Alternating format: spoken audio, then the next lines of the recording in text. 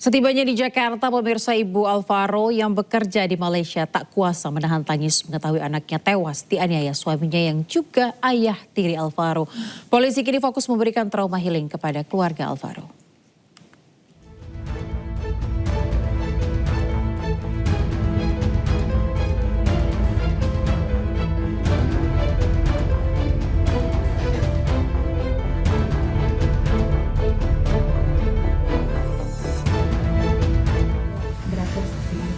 Enggak, sama sekali. Belum bisa banyak jawab. Tangis ibu kandung Alvaro Kiano Nugroho pecah di rumah duka yang berlokasi di kawasan Bintaro, Pesanggerahan, Jakarta Selatan. Arum tiba di rumah duka sekitar pukul 9 malam didampingi Kapolsek Pesanggerahan.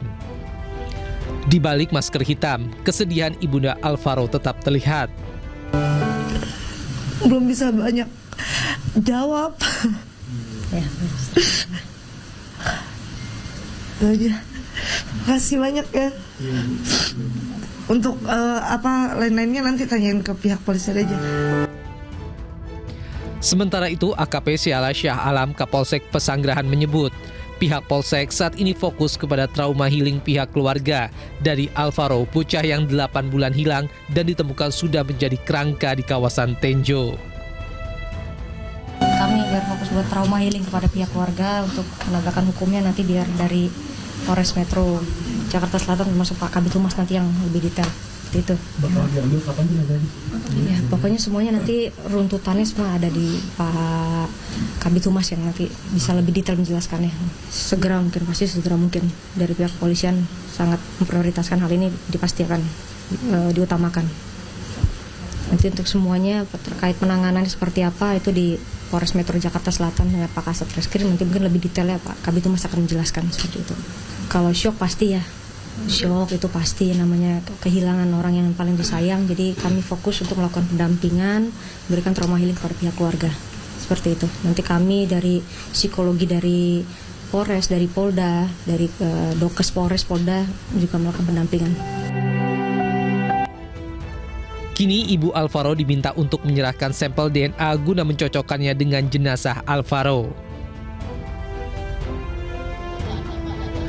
Sementara Muhammad Reza yang merupakan saksi pelapor pembunuhan Alvaro Kiano mendatangi rumah duka untuk menemui ibu, kakek, dan nenek Alvaro. Ia datang dengan tujuan untuk berbelasungkawa dan menjelaskan kronologi awal saat mengetahui kejadian, hingga pada akhirnya ia berani untuk melaporkan kejadian tersebut kepada pihak kepolisian. Oh iya dong, saya membawa bukti-bukti. Setelah keduanya saya membawa saksi. Bukti apa yang Bapak bawa aja, Pak? Rekaman pembicaraan Bapak dengan ART Bapak? Sama anaknya yang diceritain. Anaknya ART saya yang diceritakan. CCTV mungkin ada, Pak? CCTV ini tidak ada. Ya, itu.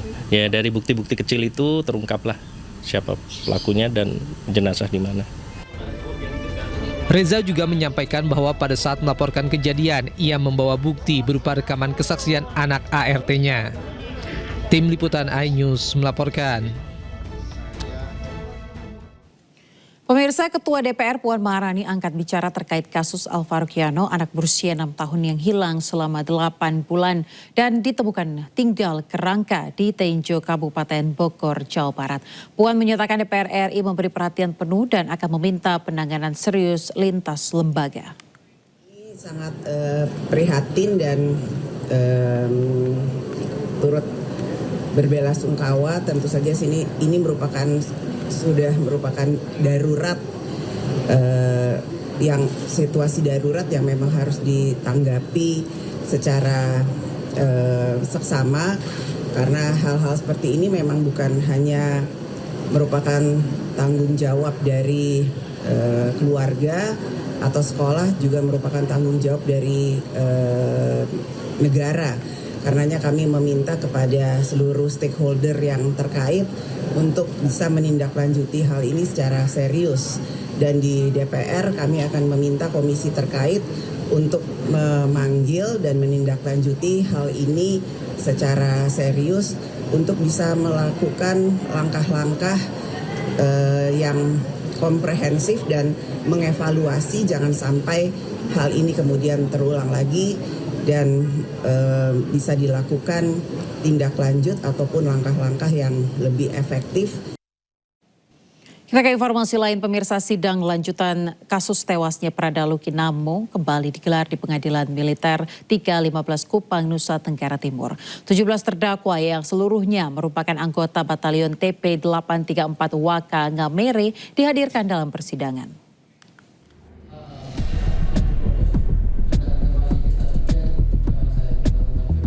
Sidang pemeriksaan terdakwa untuk berkas kedua terhadap 17 anggota Batalion TP 834 Waka Ngamere berlangsung di Pengadilan Militer 315 Kupang, Selasa siang.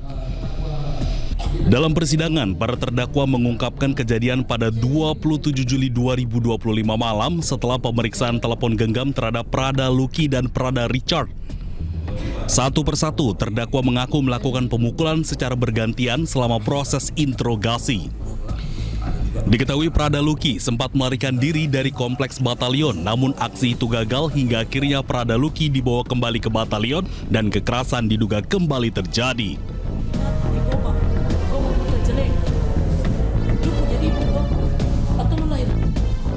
Pengakuan para terdakwa ini membuat ibu korban tak kuasa menahan tangis.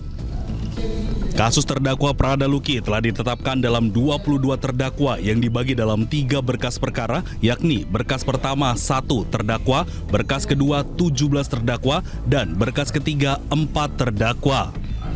Dari Kupang, Nusa Tenggara Timur, Eman Suni, iNews melaporkan. Pemirsa, sebuah video viral di media sosial menunjukkan kondisi instalasi gawat darurat Puskesmas Matang Suri, Sambas, Kalimantan Barat kosong tanpa petugas medis saat seorang pasien membutuhkan pertolongan darurat. Peristiwa ini memicu kritik tajam dari masyarakat dan mendapat perhatian serius dari Dinas Kesehatan Kabupaten Sambas. Di Puskesmas Matang Suri, IGD kosong. Sian petugas gimana? Di mana Puskesmas Jawa Selatan, Puskesmas Matang Suri. Sian petugas di IGD. Rekaman video penumpukan pasien di ruang IGD Puskesmas Matang Suri, Kabupaten Sambas, Kalimantan Barat viral di media sosial. Di mana petugas? Kosong.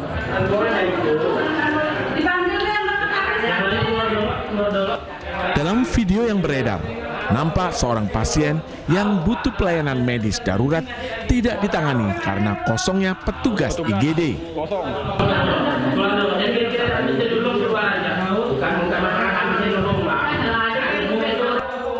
Selain itu, sejumlah pasien lain juga menunggu pelayanan di ruang IGD, namun tidak terlihat satupun petugas medis.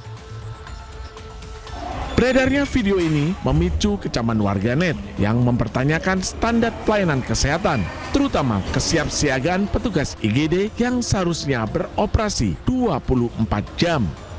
Dinas Kesehatan Kabupaten Sambas berjanji akan menyelidiki kasus ini dan mencari tahu penyebab kosongnya petugas di IGD Puskesmas Matang Suri. Itu petugasnya tuh sedang melaksanakan sholat pas azan maghrib. Jadi ada jeda 7 menit pasien pas datang. Nah ini disayangkan. Harusnya kalau ada 2 yang petugas yang jaga itu kan bisa gantian sholatnya. Yang jaga pun bisa. Nah ini satu petugas sedang sholat maghrib pas pasien itu datang. Jadi pasien itu mencari kemana-mana memang dilihat tidak ada petugas. Masyarakat berharap kejadian ini menjadi evaluasi serius dan memperbaiki pelayanan kesehatan pasien, khususnya di daerah terpencil. Dari Sambas, Kalimantan Barat, Uun Yuniar, iNews melaporkan. Pemirsa, nasib pilu dialami seorang wanita hamil bernama Irene Sokoy dari Jayapura, Papua. Irene bersama bayi di dalam kandungannya meninggal dunia usai ditolak oleh 4 rumah sakit.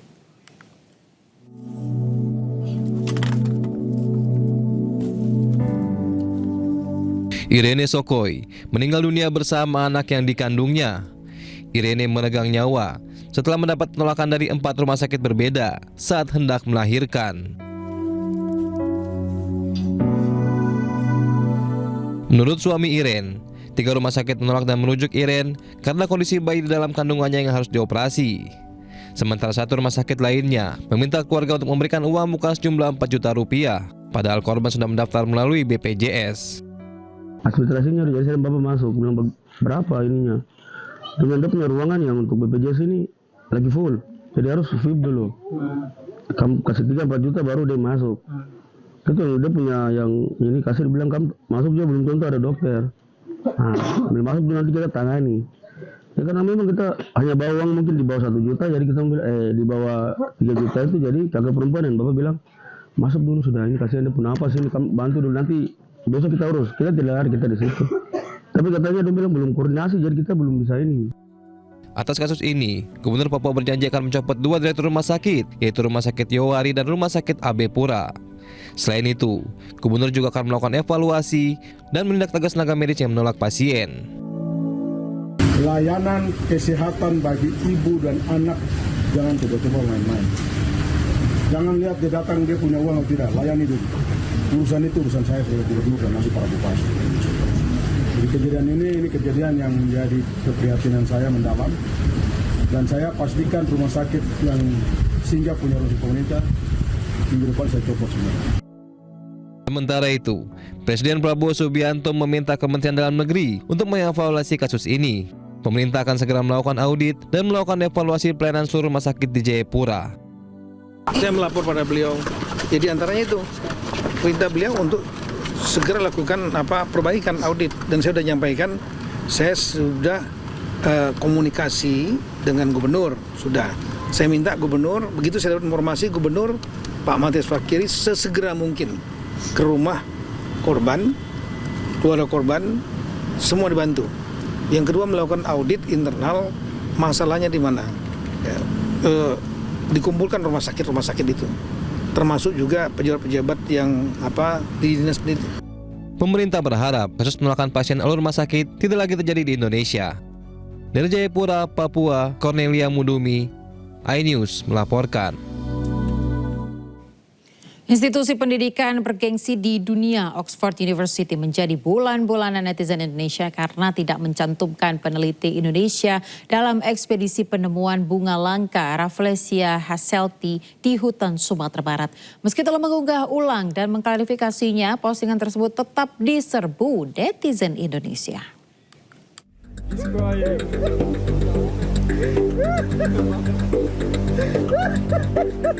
Tangis haru terjadi saat peneliti Indonesia Septian Andriki bersama peneliti Oxford University Christopher Good menemukan bunga langka Rafflesia hasselti di tengah hutan Sumber Kudus, Sumatera Barat. Septian, seorang pemerhati Rafflesia dari Bengkulu, terisak ketika menemukan jenis Rafflesia yang belum pernah ia lihat sebelumnya. Penantian Septian yang akrab disapa Deki selama 13 tahun akhirnya terbayar dengan melihat langsung Rafflesia hasselti. Momen haru ini dibagikan Chris Torogut yang juga ahli tumbuhan parasit di akun media sosial X pribadinya. Momen penemuan bunga langka ini juga diunggah akun media sosial Oxford University. Dalam narasinya, mereka hanya menuliskan nama Chris Torogut sebagai penemu bunga.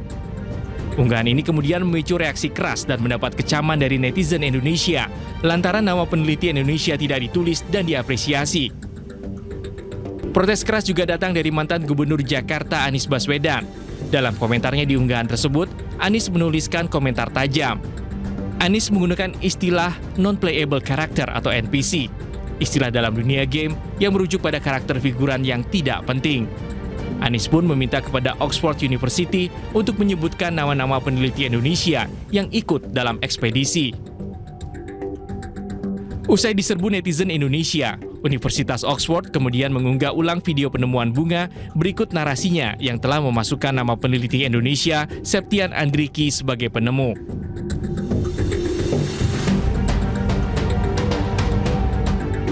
Meski telah mengklarifikasi, unggahan tersebut tetap diserbu netizen Indonesia yang terlanjur kesal lantaran Oxford menihilkan peran peneliti lokal dalam penemuan bunga langka Rafflesia hasselti.